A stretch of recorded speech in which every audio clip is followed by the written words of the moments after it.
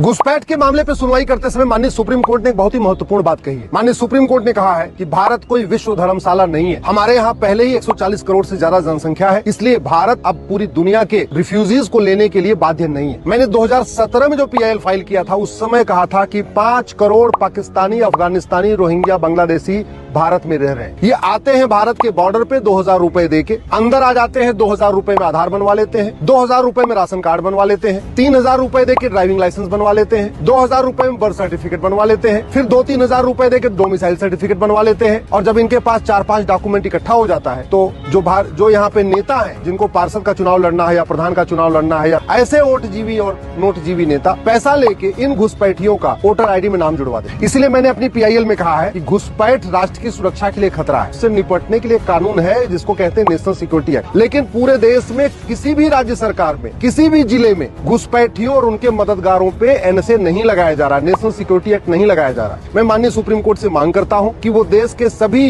DGP को, सभी chief secretary को डायरेक्शन दे कि जो घुसपैठ कर रहे हैं, जो घुसपैठियों की मदद कर रहे हैं, उनके ऊपर NSA लगाए। घुसपैठ हमारी देश की एकता अखंडता के लिए खतरा है। उससे निपटने के लिए हमारे पास एक कानून है, उसको कहते हैं UAPA। लेकिन इस कानून में कहीं लिखा ही नहीं है कि घुसपैठ भी हमारी देश की एकता अखंडता के लिए खतरा है। किसी भी जिले की पुलिस घुसपैठियों और उनके मददगारों पे UAPA नहीं लगा रही। घुसपैठ अपने आप में एक ऑर्गेनाइज क्राइम, और ऑर्गेनाइज क्राइम से निपटने के लिए हर राज्य के पास अपना कानून है। इसके अलावा ये जो नई भारतीय न्याय संहिता बनी है, इसमें ऑर्गेनाइज क्राइम के लिए बाकायदा प्रावधान भी है। लेकिन भारत में कोई भी राज्य सरकार और किसी भी जिले की पुलिस घुसपैठियों और उनके मददगारों पे ऑर्गेनाइज क्राइम नहीं लगा